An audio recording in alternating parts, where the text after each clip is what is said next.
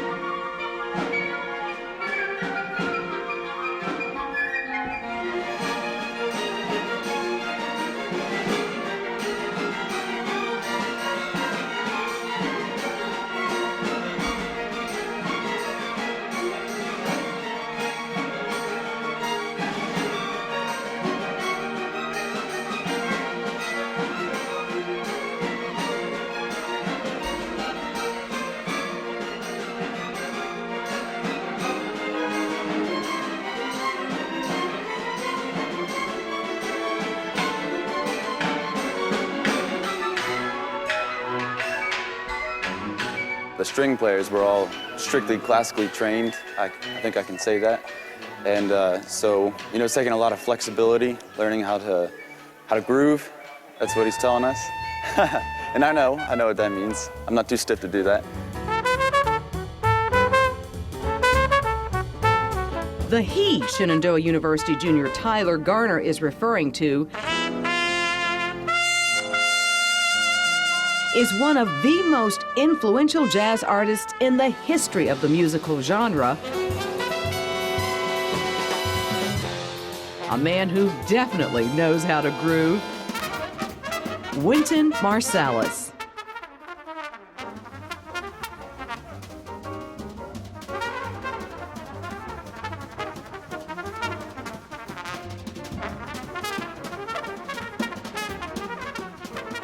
Wynton Marsalis, trumpet player, band leader, educator, and composer, has brought his latest work to the Washington Performing Arts, a 6-movement orchestral piece celebrating the blues while chronicling the American and, more specifically, the African American experiences. When people first heard spirituals, they said it sounded like Irish music because of the use of the sixth in a major sound. It gives you a pentatonic scale. So whenever you encounter that sound, like now we're in B flat, so if we say,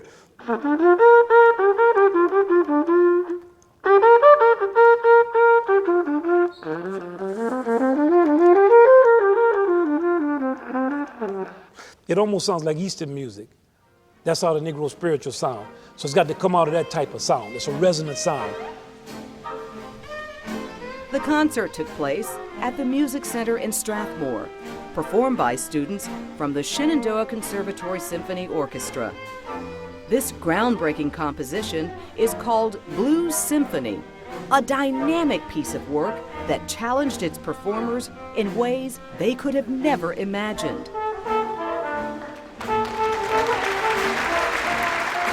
Using vestiges of the blues format in every movement. Well, at first it was very overwhelming because I've never been around a figure that huge as Wynton before. But overall, it's just been incredible to play that music. I've never played this kind of music before. I've also never been in an orchestra before, so both those new experiences combined together has been incredible and kind of mind-opening.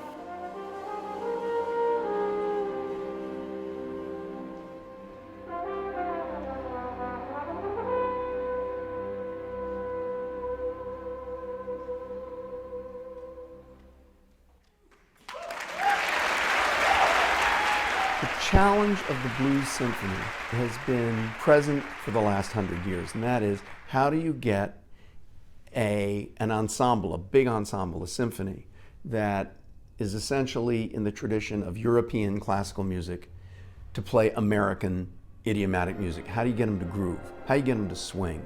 How do you get them to rock? How do you get them to play Latin rhythms, Afro-Cuban rhythms? So for these young musicians to like open their ears to that was a real challenge and a real magical experience.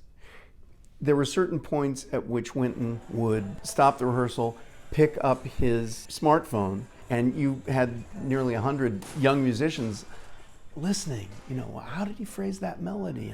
And why did he put the beat there? It's not supposed to go there. And where are the bar lines? And all these other things that they're normally not called upon to do if they're doing the Beethoven 7th Symphony.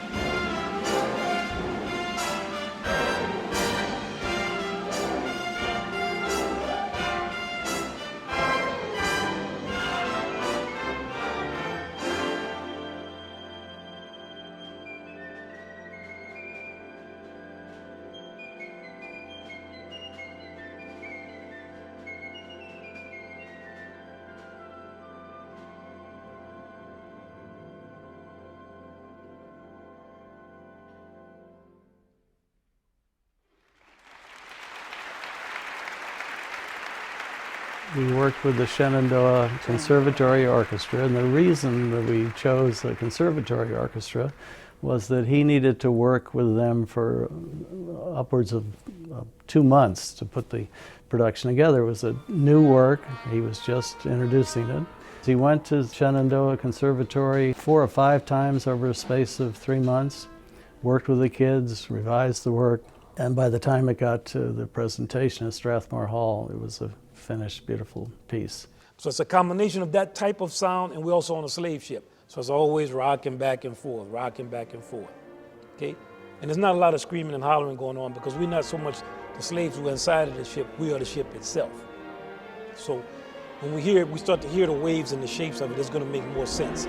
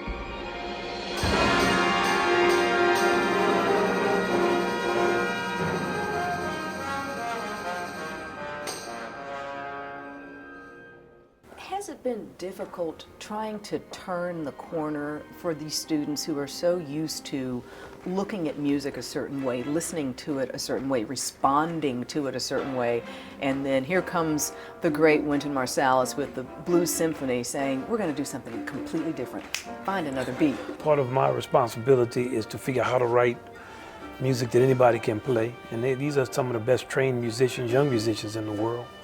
They're very serious, and they're soulful. They want to do good. They want to work hard, like I did when I wanted to be a student. A lot of them are the age of my kids, my oldest kids. So, you know, I come towards them very humbly and basically.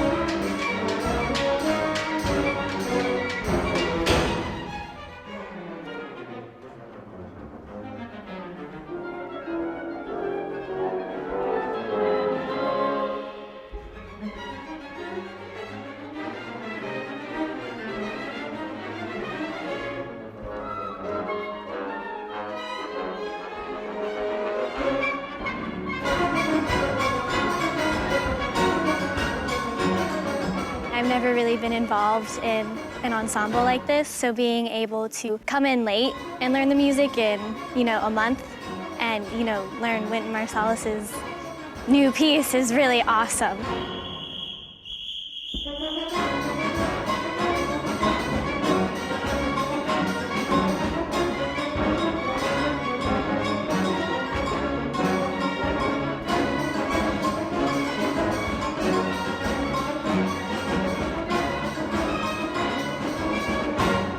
So I thought, what if Wynton's work were to be a focal point of a curricular effort, and it would have the study, the rehearsal time. Wynton maybe could do a residency. And that is what he did.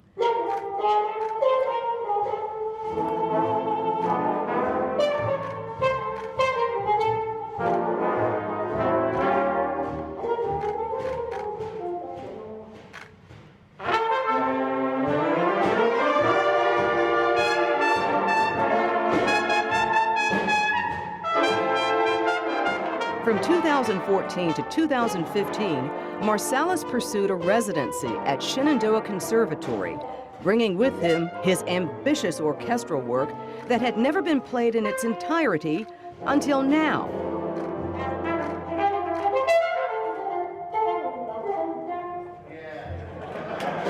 Students at Shenandoah Conservatory turned the notes on these pages into the premiere of the complete version of Blues Symphony.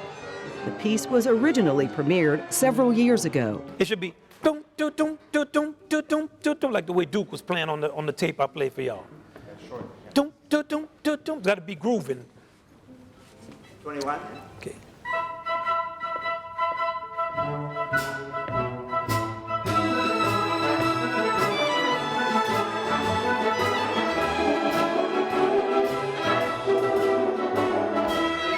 When you write some music, you're grateful to the people who play, especially when music is very difficult. They have to do a lot of practice and away from it, and they also have a heavy workload at school, and they have things they're trying to learn. So I try to put my music in the context of all the music that they're going to play, and it's also been instructional for me. They just go, don't ding, don't ding, don't ding. Yeah, we've done that, yeah. Right. Yeah. This one right here. Yeah. I could maybe if I change this to just straight 6 instead of them going because I don't want to really give it to the movements to play that. I didn't really study orchestration. Right. And it's the first piece I'm writing where I don't have my rhythm section or any type of element of our music. I'm trying to figure out what elements of our music can be successfully integrated with musicians that play largely Western classical, European-based repertoire, which is the greatest library in the world of music.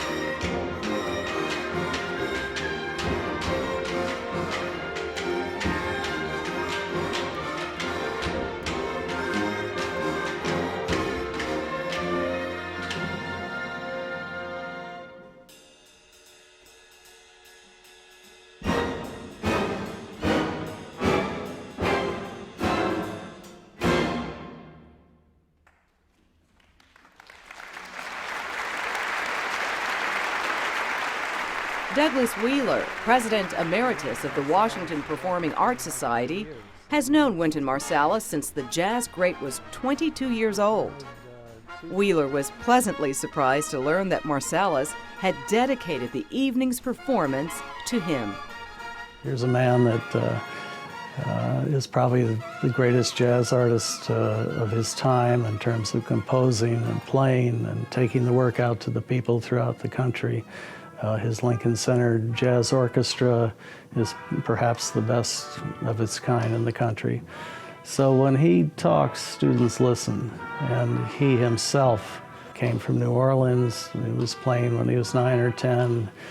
As he tells it, he did everything from working in gas stations to soda fountains. You know, work was his ethic.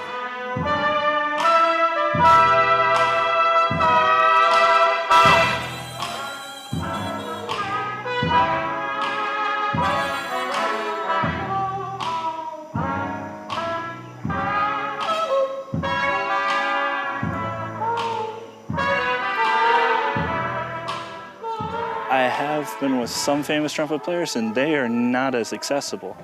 Like between every single break, Mr. Marsalis will come out and he goes, "Yeah, man, I like what you're doing, but well, let me give you a quick little lesson on what exactly I want you to work on this mute here.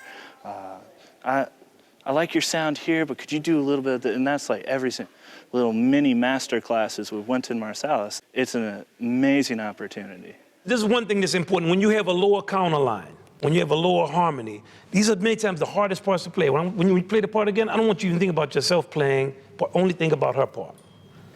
Now, that's the truth of any lower part. Give yourself over to the lead part.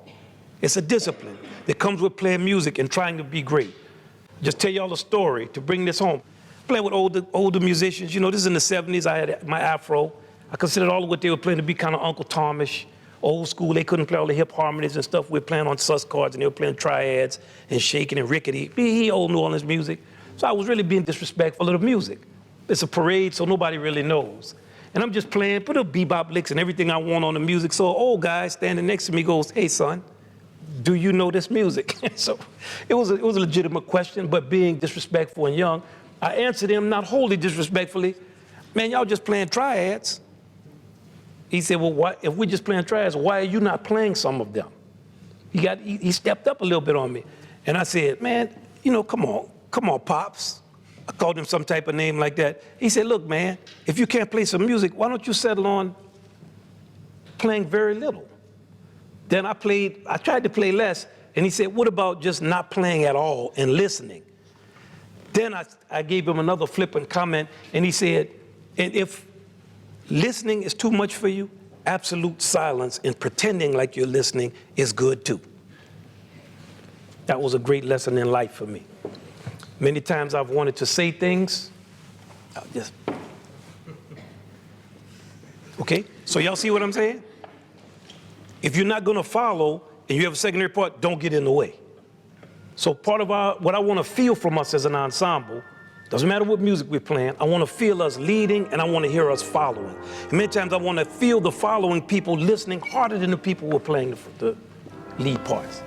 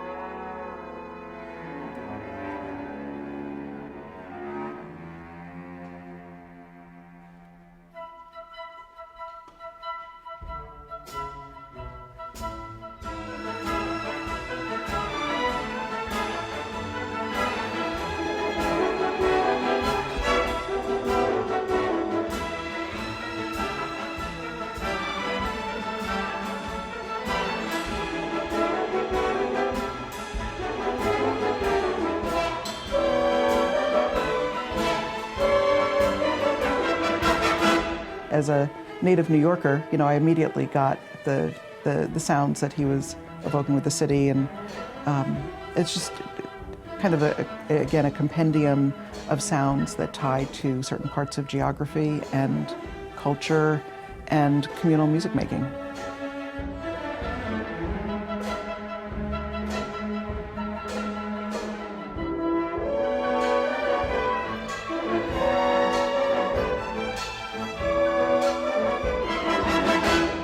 What we're striving to do is groove.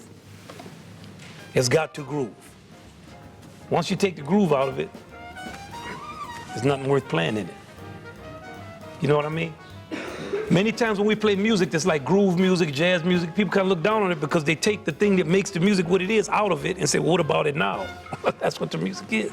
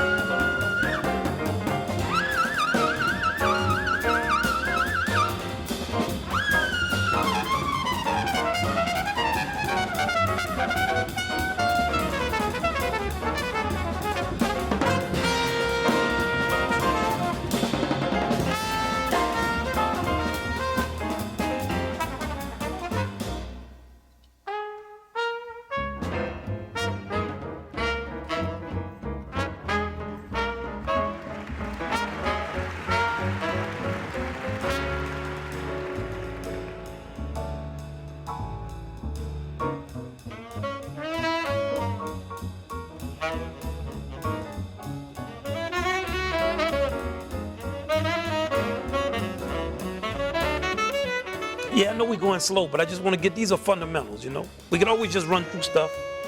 I say a lot of times with professional orchestras, we don't really rehearse, we just go through stuff. Then we play the concert, and we go home. I told y'all that before. Don't get used to just running through music. Oh, it's good enough, we got it, let's just play. No.